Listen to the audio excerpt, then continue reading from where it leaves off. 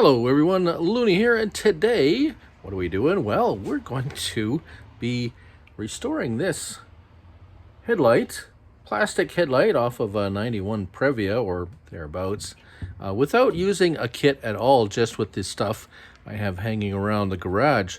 So I've done this before. It's not something new to me, but it might be something new to you. So let's have a look at what we're going to be using.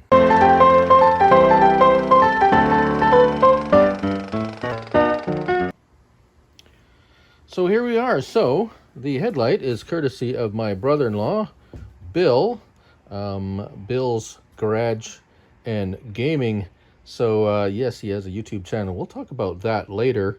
However, yes, he has entrusted his headlight to me. Now this one isn't all that bad actually, and it's actually kind of hard. It looks pretty good on the film here, but it is quite yellow.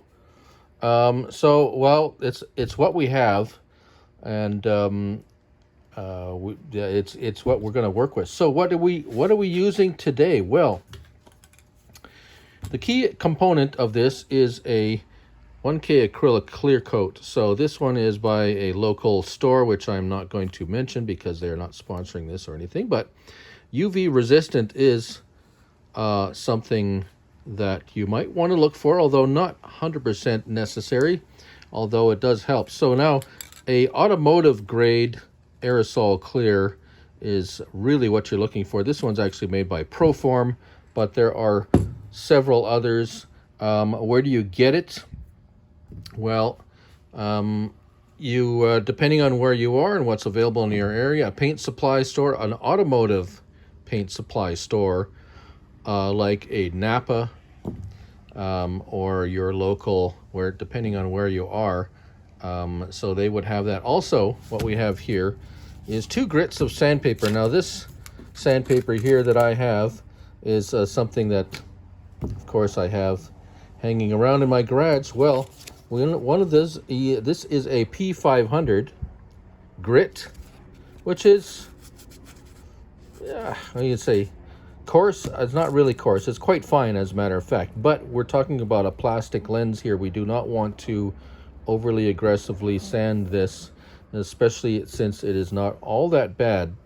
But for the purpose of this demonstration, we have that. Now I have another grit which is much finer.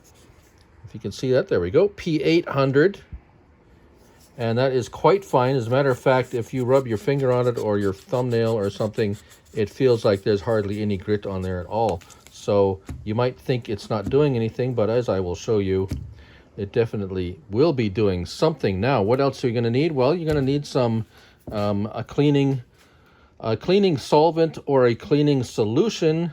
So there's several different things you can use. You can a good quality glass cleaner is would be okay, not ideal, but okay.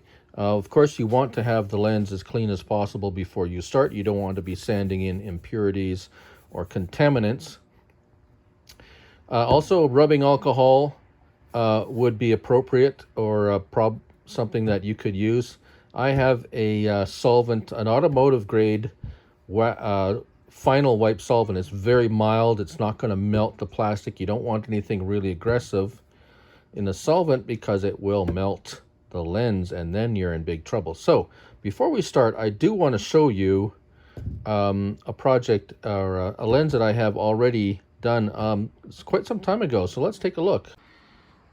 So this is my 07 Honda CR-V, and the lenses were kind of pretty cloudy, and they do have, it didn't turn out 100%. It still has a slight cloudiness here, but for all intents and purposes, it came out very nice. So that's some of the results you're going to be looking for or expecting with this project. So let's go back to the garage and start on our project. All right, so he's got it nice and cleaned up, nice and squeaky clean. We're going to start with the 500 grit. Now, not too hard with the coarser grit, especially if it's not too bad, but you do want to see how the yellow that is. I don't know if you can see. There we go.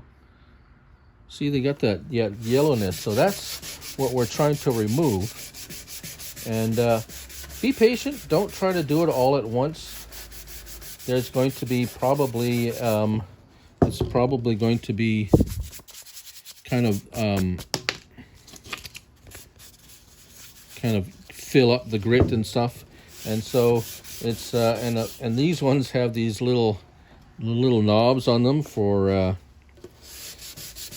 that's what they used to use for aiming the headlights on the older vehicles. So you know this is an older light. You got these aiming knobs on there. So I'm going to do this for a while because, well, it does take a while. Now don't be too worried about going in the same direction or back and forth or whatever, because this is just the initial sanding to remove that top layer of plastic that has gotten oxidized and gotten all foggy and, well, unclear. So just while we're here, I have some of that solvent, very mild solvent in this solvent proof spray and pump bottle. And just to demonstrate, let's see, yes, okay, can spray it on there. Make sure you have a clean, uncontaminated cloth, and as you wipe that off, then you can see, and make sure you have good lighting too.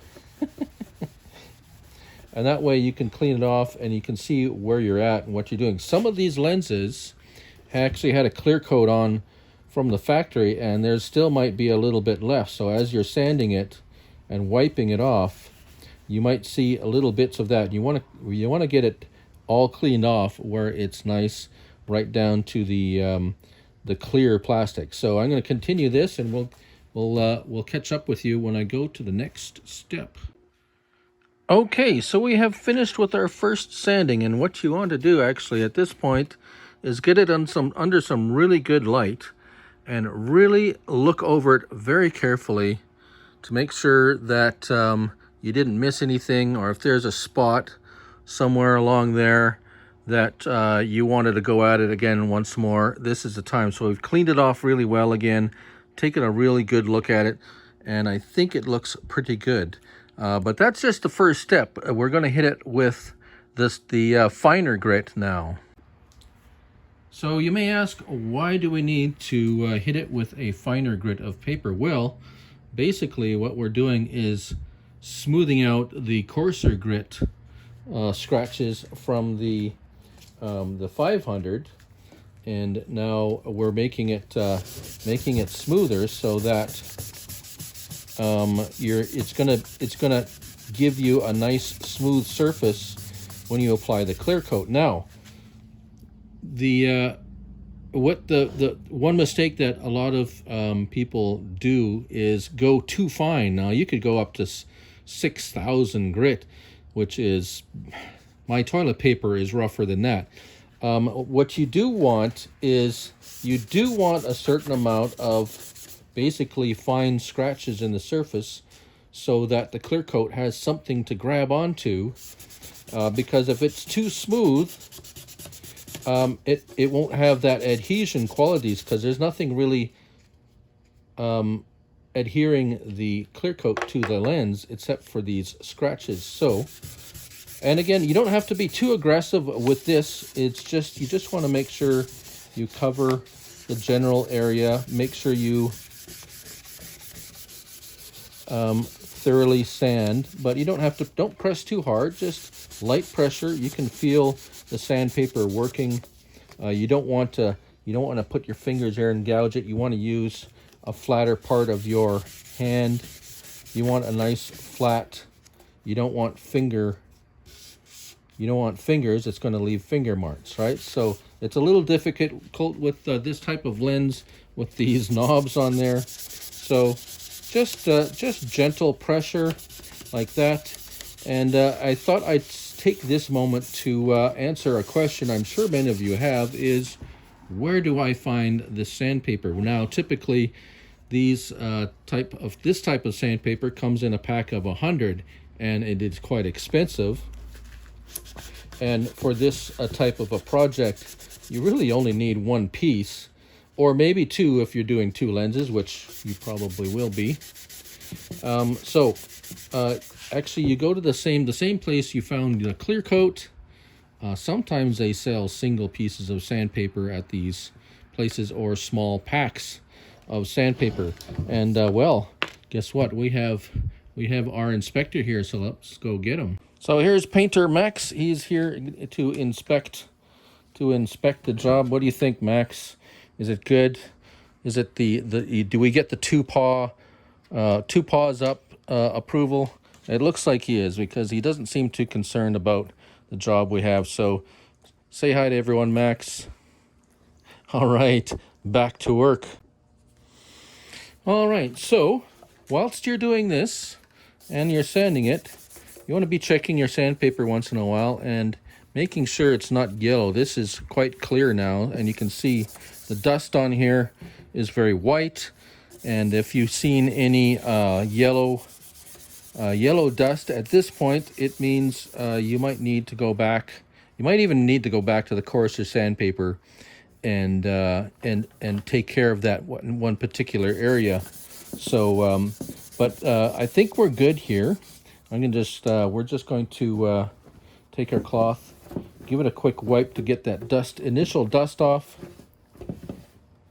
and then give it a quick spray. And as you can see, when you get it wet, it actually looks really good being wet, and that's kind of really what it's going to look like once you have the clear coat on there. And as you can see, it looks quite dull right now, and don't worry about that. It's all going to be fine. Now, a couple of tips. You don't have to take the light off. It makes it much easier taking off the light. However, if that is something that that looks quite complicated, or there might be a lot of things you're not sure how it comes out, you don't need to take it out and maybe risk breaking something. What you do need, though, is you're going to need some masking tape and paper and mask out around the light. I might do one of those in the future, but it is possible to do it within the vehicle. I did those CRV lights whilst the lights were still in the vehicle. So you can see it still does turn out. It just takes a little bit more, caution and time. So here we are. We're nice and cleaned off. And you want to make sure you're turning your rag over, making sure you're not leaving any contaminants. If you have a tack rag, you might want to give it a wipe. If not, that's fine. Just make sure it's nice and dry and it is clear of dust. Also, if you're doing this outside, make sure it's a calm day. You don't want a lot of wind blowing around, blowing dust. It'll get into the clear coat when you're painting. So let me set up this area here and we'll start to put our first coat on. All right, so here we go. We're shaking this up really good. Now, if you might notice, this one has a tip on here that looks much different than this tip. This tip, when being used, this one has extra tip, puts out a round spray pattern. This one has a fan spray pattern, so it's narrow but wide, as you will see in a moment. I don't know if you can see. That's there. So we're going to start on the edge, go around. I have a glove on, so if I get any on my hands, not that I've ever got any on my hands. And so here we go. Just one couple of light coats. You want the first coat to be enough to make it wet. Whoop. But not too wet. Now it will dry very quickly, as these types of clear coat does. So that's all. You don't want any runs. You don't want to put it on heavy the first coat either. You want to put that coat on fairly a medium wet. As you can see, you might be able to see it's still a little orange peely. That's fine. We want this to tack up. So we're going to give it a few minutes, and then we'll kit it with a nice wet second coat to finish it off. All right, so it's been a few minutes. How do you know it's dry enough? Well, you want to go onto an inconspicuous part of the lens where you have sprayed maybe, and just lightly touch it. And in this case, it's not, as you can see, it's not wet. If you press really hard, you're going to put a fingerprint in it, but it's pretty much nearly tack-free, as you say. So now, yes, one more thing. You want to be doing this in a well-ventilated area. It is fairly smelly, so you don't want to be doing this indoors or anywhere, or if you are, a good exhaust fan to the outside. So here we go with the second coat. Trick is to keep moving. Never stop while it's still pressed. Move and press and then let go. Start moving, press, let go. So, excuse me, as I hit the camera. So I will demonstrate. Because if you stop while you're still pressed, you're going to get a big old run there, and that's going to be nasty. Going to give you a lot of extra work. So keeping moving, and we can put a much wetter coat on here because we have already